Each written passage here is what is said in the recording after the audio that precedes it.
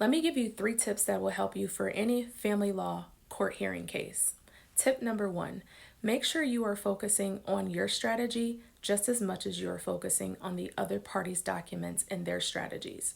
The reason why that's important is because a lot of times you guys are focused so much on what the other parent or party is trying to prove that you fail to see the loopholes and the weaknesses in your own case. So, for example, I had a case where I was representing a husband in a divorce. The wife was seeking alimony. In her claim for alimony, she was alleging that she needed at minimum $1,500 a month in alimony. Well, all I needed to do is go through her records, her financial disclosure, and prove that she had more than enough money after she pays her bills. That way, she didn't need alimony at all. And that's exactly what I did. She didn't focus on any of her bank records. She didn't focus on her financial affidavit at all. So that was an easy way for me to poke holes at her argument. So be sure to know your case in and out, even your weak areas. Point number 2, less is more. A lot of times you guys think that having a ton of witnesses and a ton of exhibits is better for you, and for some reason that you will probably win the case because of that. Let me tell you why that's not always the case.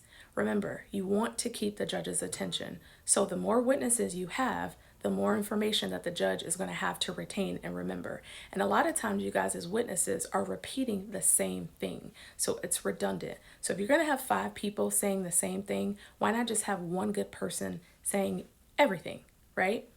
Second thing, when it comes to the exhibits with this issue, a lot of times you guys are putting a ton of exhibits in your binders, and you're not even actually admitting any of these exhibits when it comes to the court hearing. If you're not going to use the exhibit, and if the exhibit is not proving anything, then there's no need to have it.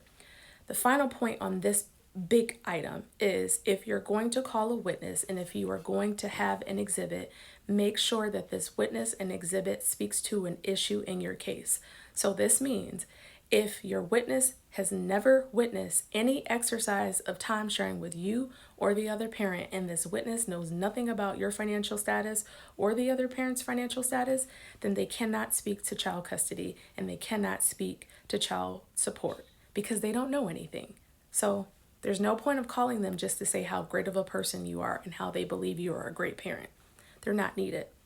Third, but certainly not least, if you're going to want to attack, what you guys do a lot and don't realize, you guys attack people's character and you want to attack the other parent on the stand, that does not look good at all. Instead of having that burning desire to attack the person and say, look, this person is not stable, the best way to do it is just simply say,